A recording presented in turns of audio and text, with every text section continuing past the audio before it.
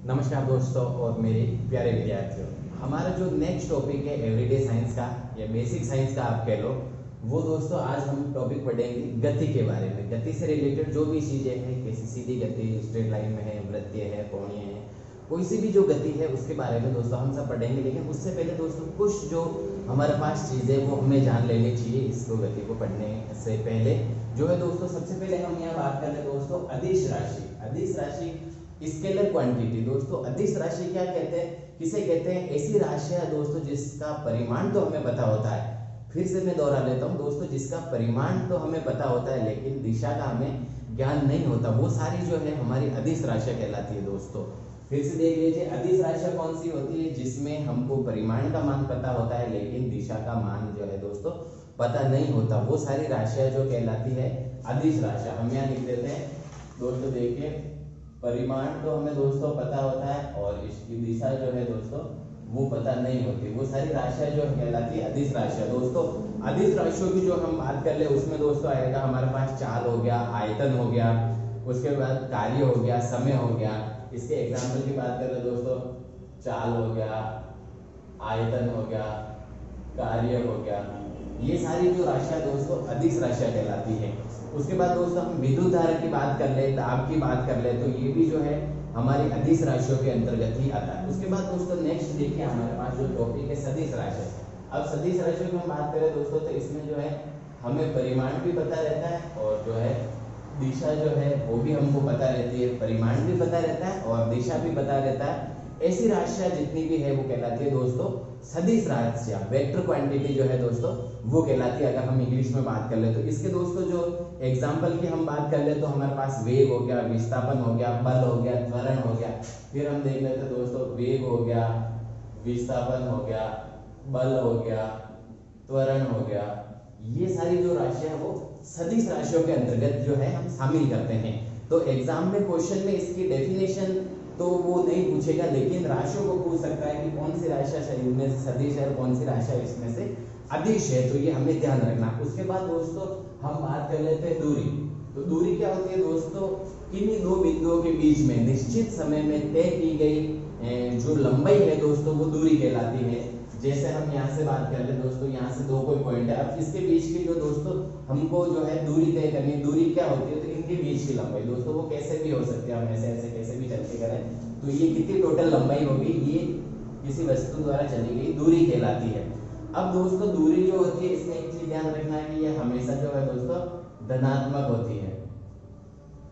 क्या होती है? हमेशा पॉजिटिव होती है। दूरी जो है कभी भी नेगेटिव में नहीं हो सकती, ये हमेशा धनात्मक होती है। इस बिंदु से वो जो है कैसे भी दूरी जो है तय कर सकता है, कितनी लंबाई ये होती है वो हमारी दूरी कहलाती है। उसके बाद दोस्तों हम अगली बात कर रहे हैं विस्थापन। तो विस्थापन क्या होता है दोस्तों? जैसे दूरी के ये अकॉर्डिंग ही होता है, ये जैसे दो पॉइंट है ए और बी, अब दोस्तों इनके बीच की सीधी दूरी यहाँ से लेके यहाँ तक की, ये जो बिल्कुल जो सीधी दूरी दोस्तों लंबवत दूरी जो होती है वो हमारा कहलाता है विस्थापन। की जो है पॉइंट ए और बीच के जो बीच में है सीधी दूरी कितनी चली गई, लंबवत दूरी जो है वो कितनी चली गई है दोस्तों। हम इसके मात्रक की जो बात कर ले तो विस्थापन का जो मात्रक होता है दोस्तों वो मीटर होता है और इसमें जो है ये एक सदिश राशि है और इसमें जो दिशा है हमको हमेशा ध्यान रहती है कि क्या है।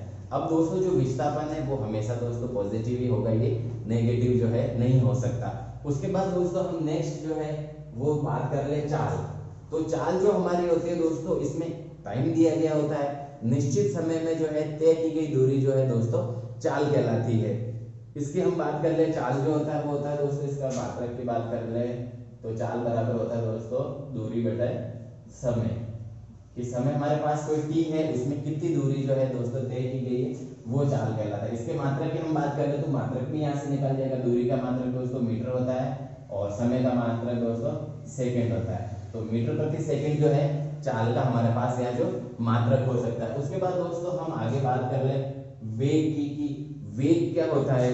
तो वेग दोस्तों होता है किसी वस्तु के विस्थापन की दर को उस वस्तु का वेग कहते हैं। कि एक निश्चित दिशा में प्रति सेकंड द्वारा जो है वस्तु कितनी चाल चलता है वो दोस्तों हमारा वेग कहलाता है। तो वेग भी हमारे पास दोस्तों सदिश राशि है और वेग जो है दोस्तों पॉजिटिव भी हो सकता है और नेगेटिव भी हो सकता है। जब वो एक दोस्तों नेगेटिव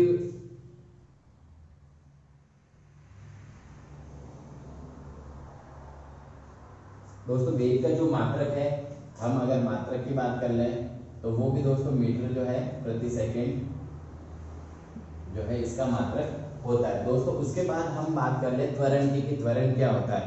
तो दोस्तों त्वरण क्या होता है, वस्तु के वेग में परिवर्तन की दर को दोस्तों त्वरण कहते हैं। वेग जो हो गया हमारे पास, इस वेग में जो जितना भी परिवर्तन की दर होगा वो हमारा दोस्तों त्वरण कहलाएगा। वेग में परिवर्तन की दर को त्वरण कहते हैं। अब दोस्तों इसमें त्वरण धनात्मक भी हो सकता है और ऋणात्मक भी हो सकता है कि वेग में जो परिवर्तन किस हिसाब से हो रहा है। इंग्लिश में इसको एक्सेलरेशन कहते हैं। अब दोस्तों वेग में परिवर्तन जब ऋणात्मक होता है, हम नेगेटिव की बात करते हैं तो दोस्तों ये मंदन कहलाता है। इसमें जो वस्तु की स्पीड है वो लगातार दोस्तों बढ़ती रहती है। जैसे हमारी बाइक चल रही है, अगर हम उसमें रेस या एक्सीलरेटर को कम कर दें तो बाइक की स्पीड क्या होगी दोस्तों, धीरे धीरे कम हो जाएगी। ये मंदन कहलाता है। उसके बाद दोस्तों नेक्स्ट हम यहाँ बात कर ले वृत्तीय गति। तो वृत्तीय गति होता है दोस्तों एक वृत्त के अनुदिश, ये वृत्त की जो परिधि है इसके अनुदिश जब कोई वस्तु चक्कर काटती है तो ये हमारी जो है वृत्तीय गति कहलाती है। ये एक वस्तु जो है उसके चारों तरफ वृत्त की जो है परिधि के उसके वहीं वहीं घूम रही होती है गोल गोल, तो ये हमारा जो है दोस्तों वो वृत्तीय गति कहलाती है। इसके बाद हम दोस्तों वृत्तीय गति की बात कर ले तो ये एक समान होती है।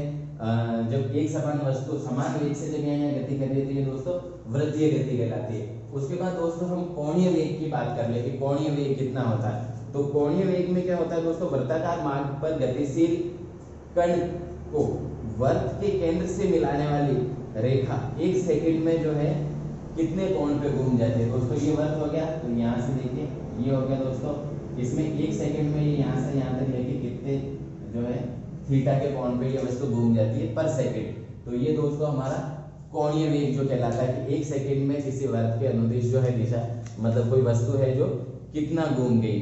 अब दोस्तों इसको जो हमको दर्शाना है वो हम ओमेगा से दर्शाते हैं। ओमेगा होता है दोस्तों थीटा अपॉन टी। कोणीय जो वेग है इसको दोस्तों हम ओमेगा से दर्शाएंगे, ये होता है थीटा अपॉन टी।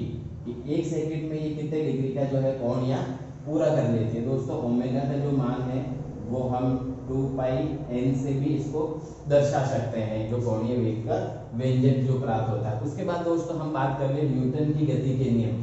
तो दोस्तों न्यूटन ने जो है गति के नियम दिए थे, ये 3 प्रकार के दिए थे। 3 जो नियमों की हम यहाँ मुख्य रूप से बात कर लेते हैं। तो 3 नियम कौन कौन से हैं दोस्तों, इसमें हम देख लेते हैं। मैं इसको रख कर लेता हूँ, फिर आपको आगे जो 3 नियम है उनके बारे में मैं जानकारी देता हूँ। दोस्तों न्यूटन की जो गति का प्रथम नियम है दोस्तों वो जड़त्व का नियम कहलाता है।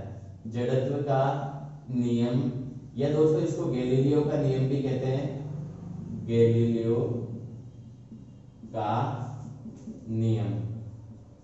तो दोस्तों न्यूटन की गति का प्रथम नियम जड़त्व का नियम कहलाता है, गैलीलियो का नियम भी कहलाता है। तो दोस्तों न्यूटन की गति का प्रथम नियम क्या होता है या जड़त्व का नियम क्या होता है, तो ये नियम क्या होता है दोस्तों, 2 तरह से लागू होता है। क्या लागू होता है कि पहले तो हम बात कर ले कि अगर कोई वस्तु स्थिर है, कोई भी वस्तु स्थिर है तो वो तब तक दोस्तों स्थिर रहेगी जब तक कि हम उस पर कोई बाह्य बल आरोपित ना करते, तब तक वो दोस्तों स्थिर ही रहेगी।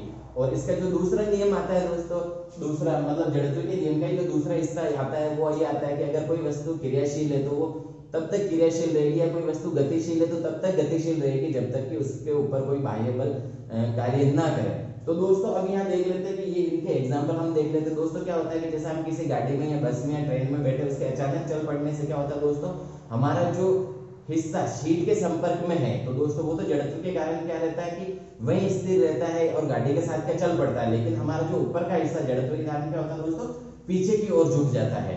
ऐसे ही हम देखते हैं कि दोस्तों अगर चलती हुई गाड़ी पे कोई अचानक ब्रेक लगा ले तो जो हमारा हिस्सा गाड़ी के संपर्क में था, सीट के संपर्क में था, वो तो दोस्तों अचानक रुक जाता है, लेकिन ऊपर का हिस्सा जो होता है वो जड़त्व के कारण क्या होता है दोस्तों, आगे की ओर झुक जाता है। तो ये जड़त्व के नियम में आता है, गैलीलियो के नियम या न्यूटन के जो प्रथम नियम में हम इसको काउंट करते हैं। दोस्तों जो द्वितीय नियम की जब हम यहाँ बात कर ले, या इससे पहले हम देख लेते हैं बल की परिभाषा। दोस्तों न्यूटन के जो प्रथम जो नियम है उससे हमारे पास बल की जो है परिभाषा आती है दोस्तों। तो बल की जब हम बात करें तो बल एक ऐसा कारक है दोस्तों जो वस्तु की स्थिति में परिवर्तन कर देता है या स्थिति में परिवर्तन करने की कोशिश करता है। तो बल एक ऐसा कारक है जो किसी वस्तु की स्थिति में परिवर्तन कर देता है या स्थिति में परिवर्तन करने की चेष्टा करता है या कोशिश करता है, वो बल कहलाता है। अब दोस्तों हम जो है दूसरे नियम की बात करें, द्वितीय नियम की, तो द्वितीय नियम है जो दोस्तों प्रथम नियम का ही अंग है, उसका सबसेट है या उसका संयुक्त रूप से आप कह लो कि प्रथम नियम का जो थोड़ा सा जो भाग बच जाता है वो दूसरे नियम में आता है। तो अब दोस्तों दूसरे नियम की हम बात कर ले तो दूसरा नियम क्या कहता है कि किसी वस्तु के संवेग में परिवर्तन की दर, दोस्तों संवेग को हम यहाँ p से दर्शाते हैं कि किसी वस्तु के संवेग में परिवर्तन की दर p = mv। ये दोस्तों ध्यान रखना है कि दूसरा नियम क्या कहता है कि संवेग में परिवर्तन की दर उस वस्तु के द्रव्यमान तथा उसके वेग के गुणनफल के बराबर होती है। ये दोस्तों प्रथम नियम का ही एक अंग है, एक भाग है जो ये दर्शाता है कि संवेग में परिवर्तन की दर, जो किसी भी वस्तु के संवेग में परिवर्तन की दर दोस्तों कितनी होगी कि m × v, जो उसका मान कितना है, द्रव्यमान कितना है और उसका वेग में परिवर्तन कितना हो रहा है, तो वो हमारा संवेग जो दोस्तों कहलाता है। अब इसमें जो है दोस्तों ये यहाँ से हमको बल का व्यंजक जो है दोस्तों हमको जो प्राप्त होता है F = mv, दोस्तों इसको हम ऐसे भी दर्शा सकते हैं F = mv। तो बल का व्यंजक भी जो है हमको दूसरे नियम से ही प्राप्त होता है। दोस्तों हम जब तीसरे नियम की बात कर लें तो दोस्तों ये तीसरा नियम है क्रिया प्रतिक्रिया का नियम कहलाता है। क्रिया प्रतिक्रिया का नियम न्यूटन की गति का तीसरा नियम है। फिर से ध्यान रखिए आप, क्रिया प्रतिक्रिया का नियम न्यूटन की गति का तीसरा नियम है। इसके अनुसार क्या होता है दोस्तों कि किसी भी वस्तु पे जितनी हम क्रिया करते हैं, जितनी उस पर क्रिया हो रही है उसके बराबर और विपरीत दिशा में उतनी ही प्रतिक्रिया होती है। दोस्तों इसका एक एग्जांपल की हम बात कर लेते हैं। जब भी कोई आपने देखा होगा दोस्तों शूटर जब भी कोई राइफल से गोली चलाता है तो उसका जो हत्था होता है वो पीछे या कंधे के लगा के रखता है, क्योंकि जिस वेग से जो है गोली बंदूक से बाहर जाएगी उतनी वेग से क्या होती है बंदूक दोस्तों पीछे की ओर आती है, इसलिए वो कंधे के अगर सही से नहीं लग रखी तो वो कंधा भी तोड़ सकती है। या दोस्तों आपने शूटर देखा होगा जो ओलंपिक वगैरह में शूटिंग करते हैं दोस्तों, उसके हाथ बिल्कुल यूं रहते हैं, तो वो जैसे ही निशाना छाता है उसके बाद दोनों हाथ है जो ऊपर की ओर चले जाते हैं बल के कारण। जैसा मूवी में दिखाता है दोस्तों वैसा कुछ नहीं होता कि मूवी में जो एक हाथ से इधर उधर हर कहीं गोलियां चला रहा था, वैसा यहाँ सिस्टम नहीं होता, वो केवल दर्शाने के लिए होता है, बाकी एक्चुअल में यही चीज होता है। इसके बाद दोस्तों एक और एग्जांपल की बात कर ले कि हम जब दोस्तों नाव से जो है कोई व्यक्ति या हम जब किनारे पे कूद रहे होते हैं तो दोस्तों नाव जो है थोड़ी पीछे की ओर चली जाती है, क्योंकि क्रिया प्रतिक्रिया वहां भी चीज हो रही, हम उसको धकाते हैं तो उतने की उतने प्रतिक्रिया क्या हम इधर किनारे पे पहुंच जाता है। तो वो क्रिया प्रतिक्रिया का नियम है जो न्यूटन की दोस्तों गति का जो नियम है वो तीसरा नियम कहलाता है। या हम दोस्तों इसमें रॉकेट की बात कर ले कि रॉकेट जो हमारा ऊपर की ओर जा रहा है तो वो ऊपर कैसे जाएगा दोस्तों, उसकी गति क्योंकि उसके पीछे जो ईंधन है वो निकलने की गति जो पीछे की ओर हो रही होती है, उसके फलस्वरूप प्रतिक्रिया के फलस्वरूप क्या होता है दोस्तों जो हमारा रॉकेट है वो ऊपर की ओर अंतरिक्ष की ओर जाता है। तो ये कुछ एग्जांपल दोस्तों क्रिया प्रतिक्रिया के नियम थे। नेक्स्ट हम बात कर लेते हैं दोस्तों, इसमें हमारा टॉपिक है संवेग संरक्षण का सिद्धांत। तो किसी भी वस्तु का संवेग क्या होता है दोस्तों P = mv। अब दोस्तों अगर किसी वस्तु पर जो बाह्य बल का व्यंजक कुछ भी काम नहीं कर रहा है, कोई भी बल काम नहीं कर रहा है, तो दोस्तों उस वस्तु दो वस्तुओं के अगर हम टक्कर करें तो उसमें टक्कर से पहले का जितना संवेग होगा दोस्तों टक्कर के बाद जो दूसरी वस्तु में वो संवेग वहां कन्वर्ट हो जाएगा, संवेग है जो हमेशा स्थिर रहेगा। इसके हम व्यंजक की बात करें दोस्तों तो इसका हो जाएगा m1v1 = m2v2। इसके ऊपर भी क्वेश्चन पूछे जा सकते हैं या इसको हमको सिंपल सा ध्यान रखना है m और v ये संवेग का व्यंजक है प्रारंभ टक्कर से पूर्व का, और दोस्तों m2v2 ये संवेग के दूसरे जो है व्यंजक है, दूसरा व्यंजक है जो टक्कर के बाद का है दोस्तों। जैसे आपने देखा होगा दोस्तों कांच की जो बॉल होती है छोटी छोटी जो कंचियां खेलते हैं, तो आपने देखा होगा दोस्तों जब हम उसको हिट करते हैं तो हमारे द्वारा फेंकी गई कंची का जितना संवेग होता है दोस्तों वो टकराने के बाद क्या होता है दूसरी कंची को मिल जाता है, तो हम फेंकते हैं वो तो स्थिर हो जाती है, लेकिन जिसके टक्कर लगती है दोस्तों वो उसी संवेग से दूर हट जाती है। तो ये संवेग संरक्षण का सिद्धांत कहलाता है कि जब तक बाह्य बल कार्य न करे वस्तु का जो संवेग है वो हमेशा दोस्तों स्थिर रहता है। उसके बाद दोस्तों हम बात कर लेते हैं आवेग। तो आवेग होता है दोस्तों कि कोई बाह्य बल किसी वस्तु पर थोड़े समय अंतराल के लिए लागू होता है। तो बाह्य बल जो होगा दोस्तों उसका मान तो होगा ज्यादा, लेकिन जो उस वस्तु पे अप्लाई हो रहा है वो दोस्तों बिल्कुल कम समय के लिए जो है होगा। ये दोस्तों आवेग जो होता है बल और समय अंतराल के जो है गुणनफल के समानुपाती हो जाता है। आवेग होता है दोस्तों बल इंटू समय अंतराल, समय अंतराल कि कितना बल है कितने समय के लिए लग रहा है। अब दोस्तों इसको और हम जब भी दर्शा सकते हैं तो वो होता है दोस्तों संवेग में परिवर्तन की दर। संवेग में परिवर्तन की दर के जो है दोस्तों ये इसमें हम बराबर जो इसमें ले सकते हैं दोस्तों। ये एक सदिश राशि है और इसका जो मात्रक है दोस्तों, यहाँ से देखिए बल का न्यूटन होता है और समय का सेकंड होता है, तो Newton second, Newton into second जो है आवेग का मात्रक होता है। अब दोस्तों हम बात कर ले अभिकेंद्रीय बल। तो अभिकेंद्रीय बल क्या होता है कि दोस्तों कोई भी वस्तु वृत्ताकार पथ पे गति करती है।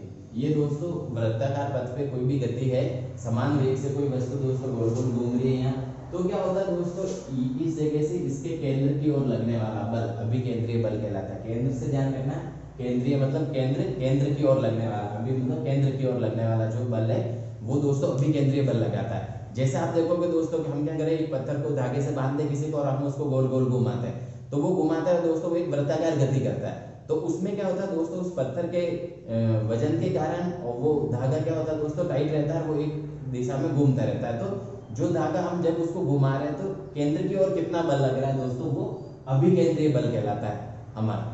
उसके बाद दोस्तों हम बात कर ले अपकेंद्रीय बल की। तो दोस्तों अपकेंद्रीय जो बल है वो अभिकेंद्रीय बल का जस्ट अपोजिट होता है, उल्टा होता है। और ये अभिकेंद्रीय बल जब केंद्र की ओर लग रहा था तो अपकेंद्रीय बल है दोस्तों जो है केंद्र से बाहर की ओर लग रहा होता है। जो अपकेंद्रीय बल है इसका हम व्यंजक देख लेते हैं दोस्तों, ये यहाँ पे लगता है, मतलब जो गोल गोल घूमने वाला। तो वही पत्थर वाला एग्जांपल लेके अगर हम हाथ से उसको घुमा रहे गोल गोल, तो हम जैसे इसको छोड़ेंगे तो दोस्तों वो वृत्ताकार गति में नहीं, वो किसी एक स्पर्श रेखा के अनुदिश जो है किसी एक सीधी दिशा में जाएगा। तो वो किसके कारण जाता है, अभिकेंद्रीय बल का। यही दोस्तों आपने एग्जांपल देखा होगा कि बारिश के दिनों में हम साइकिल या मोटरसाइकिल या फोर व्हीलर चलाते हैं तो उसके टायर से जो है दोस्तों पीछे की ओर जो है पानी उछलता है, तो वो भी दोस्तों अभिकेंद्रीय बल के अपकेंद्रीय बल के कारण ही होता है। अपकेंद्रीय बल जो है दोस्तों केंद्र से बाहर की ओर लगता है और वस्तु को क्या करता है दोस्तों, जब इसमें अभिकेंद्रीय बल और अपकेंद्रीय बल जब दोस्तों दोनों संतुलन की अवस्था में होती है तब तक हमारी जो वस्तु है वो वृत्ताकार गति पे क्रियाशील रहती है, वृत्ताकार गति करती रहती है। इसमें से अगर अभिकेंद्रीय बल का मान ज्यादा हो जाए तो वस्तु केंद्र की ओर आ जाएगी, और अगर अपकेंद्रीय बल का मान हो जाए तो वस्तु दोस्तों केंद्र से दूर चली जाएगी, एक सीधी दिशा में कहीं ना कहीं इधर चली जाएगी स्पर्श रेखा के अनुदिश। तो ये अभिकेंद्रीय और अपकेंद्रीय बल दोनों हो गए। दोस्तों हम आगे बात करें बल आघूर्ण की। तो बल आघूर्ण दोस्तों वह चीज होता है जो किसी वस्तु को किसी एक अक्ष के अनुदिश गोल गोल घुमाए रखता है, वो हमारा कहलाता है बल आघूर्ण। किसी वस्तु को जो है दोस्तों जो किसी बल के जो है दोस्तों आसपास किसी अक्ष के अनुदिश जो है वस्तु को घुमाए रखता है। इसका जो है दोस्तों बल आघूर्ण का जो हम अगर व्यंजक प्राप्त कर रहे हैं तो वो हो गया दोस्तों बल इंटू आघूर्ण भुजा। बल आघूर्ण का करें तो दोस्तों ये हो गया बल इंटू आघूर्ण भुजा। ये तो जो उसमें बल लग रहा है और वो आघूर्ण की जो दोस्तों भुजा है वो कितनी है, तो वो हमारे जो है बल आघूर्ण के जो व्यंजक को जो है दोस्तों प्राप्त करता है। इसका जो मात्रक है दोस्तों वो न्यूटन मीटर होता है, न्यूटन इंटू मीटर। ये इससे जो है इसके व्यंजक से इसका मात्रक आता है वो बल आघूर्ण का न्यूटन इंटू मीटर का जो दोस्तों मात्रक हो गया। उसके बाद दोस्तों हम बात कर लेते हैं सरल मशीन। तो सरल मशीनें क्या होती है दोस्तों, मशीन का आविष्कार या इन्वेंशन ही इसीलिए किया गया है ताकि हमारे काम में सुगमता आए, हमारा काम सुविधाजनक हो, हमारा काम आसानी से हो। तो सरल मशीन की परिभाषा हम ये दे सकते हैं कि हमारे काम में सहायता प्रदान करने वाली कोई भी चीज हो जो हमारे काम को और सुविधाजनक बनाती है और आसान बनाती है, तो वो सारी चीजें सरल मशीन कहलाती है दोस्तों। अब हम इसके बाद कर ले दोस्तों, हमारा नेक्स्ट आता है उत्तोलक। तो उत्तोलक लीवर जिसको इंग्लिश में कहते हैं दोस्तों, इसका सीधा सा मैं एग्जांपल ले लूं कि आपने देखा होगा दोस्तों छतों पे जो पट्टियां चढ़ाते हैं या जो मजदूर लोग होते हैं किसी चीज को आगे आगे खिसकाने के, वो लोहे की एक बड़ी रोड होती है जिसको संबल कहते हैं, उसका यूज करते हैं। तो वो दोस्तों एक प्रकार से जो उत्तोलक या जो है लीवर कहलाता है। ये क्या करता है दोस्तों, इसमें लगाए गए बल के मान को कम कर देता है जिससे कि भारी वस्तु भी जो है आसानी से हम इधर उधर खिसका सकते हैं। अब दोस्तों उत्तोलक जो है हमारे पास 3 प्रकार के होते हैं या 3 श्रेणी के जो दोस्तों होते हैं। इसमें प्रथम श्रेणी उत्तोलक की हम बात कर ले दोस्तों, तो ये है प्रथम श्रेणी, और दोस्तों दूसरा जो आता है द्वितीय श्रेणी, और तीसरा जो आता है मैं ये लिख लेता हूं, तीसरा जो आता है दोस्तों तृतीय श्रेणी। तृतीय श्रेणी। अब दोस्तों जब हम उत्तोलक की बात करते हैं तो इसमें कुछ जो पॉइंट यूज होते हैं, कुछ इसमें डेफिनेशन है, हम उसकी भी बात कर लेते हैं। दोस्तों इसमें क्या होता है, देखिए हमारी एक ये जो लंबी रोड है। अब दोस्तों इसमें क्या होता है, एक तो होता है दोस्तों प्रयास भुजा, एक होती है लोड भुजा और एक होता है फल कर्म। तो यहाँ हम बात कर लेते हैं दोस्तों, ये हमने कोई पत्थर या कोई तीखी चीज लगा दी तो ये कहलाता है दोस्तों आलम्ब या जो है हमारा फल कर्म। आलम्ब या फल कर्म कहलाता है जिसके अनुदिश, जिसके इधर उधर जो है हमारा जो उत्तोलक जो है दोस्तों वो घूमता है। उसके बाद दोस्तों एक आते हैं, ये कहलाता है आयास और ये इधर कहलाता है दोस्तों लोड। अब क्या होता है दोस्तों, आयास या जो है इसको कहते हैं एफर्ट कहते हैं दोस्तों, जहां से हम जो है बल लगाएंगे, और लोड जो हमारा है या लोड कहलाएगा ये वाला हिस्सा। अब क्या होता है दोस्तों, इसमें आलम्ब जो होता है इसके अनुदिश, यहाँ हम जब लोड लगाएंगे तो जब बल लगाएंगे, जब एफर्ट लगाएंगे तो यहाँ वाली चीज को क्या दोस्तों आसानी से इधर उधर मूव कर सकते हैं। और आलम्ब जो होता है दोस्तों बीच में होता है। तो इसकी हम बात कर ले दोस्तों कि ये जो इस प्रकार का जो सिस्टम होता है वो कौन सा कहलाता है दोस्तों, इस प्रकार का जो सिस्टम है वो प्रथम श्रेणी का जो है उत्तोलक कहलाता है, जिसमें फल कर्म या आलम्ब जो होता है दोस्तों एफर्ट और लोड के बिल्कुल बीच में होता है, जिसके अनुदेश हम लोड को ऊपर नीचे आसानी से किया जा सकता है। दोस्तों इसके जो है हम एग्जाम्पल की बात कर ले तो दोस्तों कैंची आपने देखे होंगे दोस्तों, कैंची कैसे होती है, इधर से काटने वाला हिस्सा इधर जाता है, ये काटने वाला हिस्सा यहाँ। तो दोस्तों ये तो हमारा फल कर्म हो गया, ये हमारा एफर्ट हो गया, ये हमारा लोड हो गया, यहाँ से जो कटने वाली चीजें कटती है। इसका मतलब फल कर्म है जो इन दोनों के बीच में होता है, जो प्रथम श्रेणी का उत्तोलक कहलाता है। दोस्तों द्वितीय श्रेणी के जो उत्तोलक की हम बात करें तो उसमें क्या होता है कि दोस्तों जो फल कर्म होता है दोस्तों वो यहाँ लग रखा होता है, और लोड जो है यहाँ बीच में होता है, और एफर्ट हम यहाँ लगाते हैं। ये देखा होगा दोस्तों आपने, जो कैरी काटने का जो स्रोता होता है वो हो गया, नींबू निचोड़ने की जो मशीन होगी, वो सारे द्वितीय श्रेणी के जो है उत्तोलक में आते हैं, जिसमें दोस्तों जो एफर्ट जो फल कर्म है दोस्तों वो एक साइड पे होता है और लोड बीच में होता है, और जो हमारा जो एफर्ट है वो एक साइड में लग रखा होता है। मतलब लोड जो है फल कर्म और एफर्ट के बीच में होता है, तो द्वितीय श्रेणी का उत्तोलक आता है। तृतीय श्रेणी के दोस्तों हम उत्तोलक की जो है बात कर रहे हैं, उसमें होता है दोस्तों चिमटा। तो चिमटे में क्या होता है दोस्तों, ये देखिए जो हमारा फल कर्म तो दोस्तों वही होता है, एफर्ट बीच में आ जाता है और लोड यहाँ रह जाता है। तो जो तृतीय श्रेणी के उत्तोलक की बात करें तो उसमें क्या होता है दोस्तों, एफर्ट जो होता है मध्य भाग में लगता है, लोड जो होता है, लोड और जो फल कर्म के बीच में एफर्ट लगता है, जैसे हमारा चिमटा हो गया, छोटी चिमटी होगी पकड़ने वाली, वो सारा तृतीय श्रेणी के जो उत्तोलक है उसमें आता है। दोस्तों नेक्स्ट और लास्ट जो टॉपिक बचता है हमारा, वो बचता है दोस्तों गुरुत्व केंद्र, ग्रेविटी, सेंटर ऑफ ग्रेविटी, गुरुत्व केंद्र। तो गुरुत्व केंद्र क्या होता है दोस्तों, किसी भी वस्तु में जहां पर हम उस वस्तु का संपूर्ण द्रव्यमान मान सकते हैं या माना जा सकता है, वो गुरुत्व केंद्र कहलाता है, जहां पे वस्तु जो है संतुलन की स्थिति में है। अगर मैं इस मार्कर की जैसे दोस्तों बात करूं तो इसको अगर मैं यहाँ स्थिर रखना चाहता हूँ तो ये किस जगह स्थिर रहेगा, इसके मिडिल में, जहाँ इसका संपूर्ण गुरुत्व केंद्र होगा वहां ये आके दोस्तों स्थिर हो जाएगा, चाहे इधर मान और इधर मान जो है दोनों बराबर हो जाएंगे, तो मेरा वो गुरुत्व केंद्र हो जाएगा। अब दोस्तों विभिन्न वस्तुओं के लिए जो गुरुत्व केंद्र है दोस्तों वो अलग अलग जगह होता है। अब हम गुरुत्व केंद्र के दोस्तों संतुलन की जो स्थिति की बात करें तो ये होता है दोस्तों, सबसे पहले हम बात कर लेते हैं स्थायी संतुलन। स्थायी संतुलन क्या होता है कि दोस्तों हम जिस वस्तु को जहाँ पे छोड़ते थे, देखिए ये कि यहाँ स्थिर होगी, तो हम ये स्थायी संतुलन है कि ये इस पॉइंट पे आके रुकेगी। अगर हम थोड़ा इधर या थोड़ा इधर करेंगे तो ये नहीं होने वाला, ये स्थायी संतुलन होता है। दूसरा दोस्तों आता है अस्थायी संतुलन। अस्थायी संतुलन में क्या होगा कि दोस्तों जो उसका गुरुत्व केंद्र हम जिस भी वस्तु का मानेंगे वो थोड़ी देर के लिए तो वहां उसको स्थिर रख देगा, लेकिन वो वहां से वापस हट भी सकता है दोस्तों। तो ये इसमें कहलाता है अस्थायी जो है संतुलन, क्योंकि छोड़ने पर जो है वस्तु वापस अपनी पुरानी स्थिति में आ जाएगी। जैसे कि दोस्तों इस मार्कर को ही देख लीजिए, अगर मैं इसको यहाँ करके छोड़ता हूँ ये वापस घूम के आ रहा है, फिर मैं यहाँ छोड़ता हूँ वापस ये घूम के आ रहा है, इसका मतलब कि ये अस्थायी संतुलन है। हम जब तक पकड़ के रखेंगे वस्तु को तब तक तो वो उस पोजीशन में रहेगी, लेकिन हमारे द्वारा छोड़ने के बाद वो वस्तु क्या करती है दोस्तों, वापस प्रारंभिक स्थिति में आ जाती है। तीसरा जो गुरुत्व केंद्र के अंदर दोस्तों संतुलन की जो स्थिति आती है वो आती है उदासीन।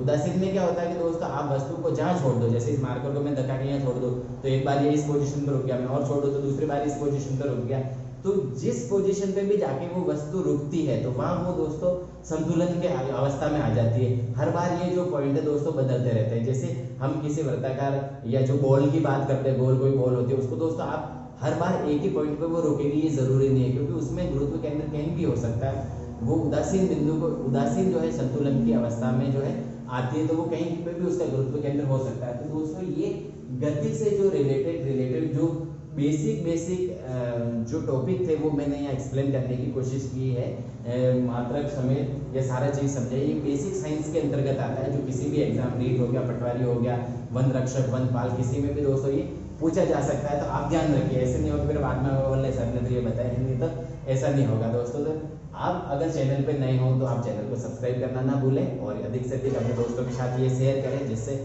उनको भी है दोस्तों इसका लाभ मिल सके। थैंक यू दोस्तों।